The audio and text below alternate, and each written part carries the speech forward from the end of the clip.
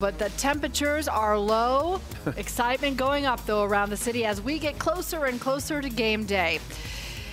Part of the protection is the excitement securing the city. Those are two things going hand in hand.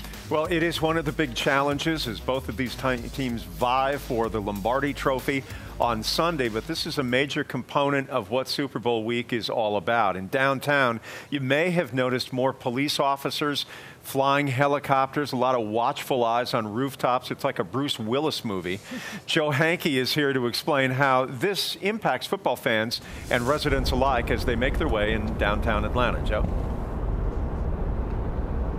Well, Jeff, APD, Atlanta Police Chief Erica Shield says her team's trip to Super Bowl 51 in Houston 2 years ago served as a wake-up call. They realized they were quickly falling behind when they saw the security Houston had in place. They were falling behind for Super Bowl 53, so she dedicated a team to security and preparations for this year's Super Bowl, and her team now says that they are prepared for game day on Sunday. Walking around downtown here, you're going to see many different uniforms when it comes to law enforcement. More than 80 law enforcement agencies are in place here from the local, state, and federal level.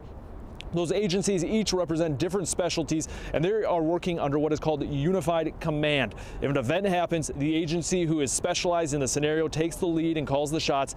APD, Atlanta Fire, Georgia State Patrol, FBI, Homeland Security, a list of others have run through scenarios to prepare and make sure everyone is aware of their role. NFL Security today announced there have been no credible or specific threats against the Super Bowl.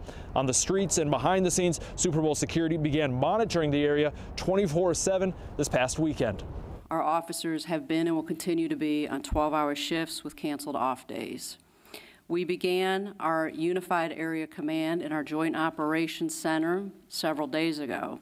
And essentially, this is the operational nerve center where information is seamlessly shared.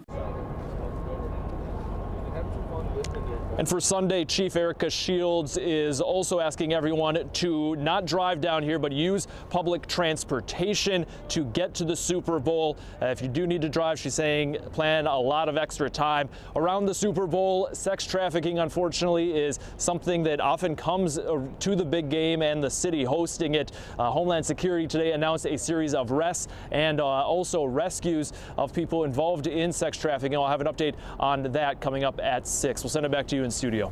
All right, that's a really important story as well. Yeah. Joe Hankey, we will talk to you then.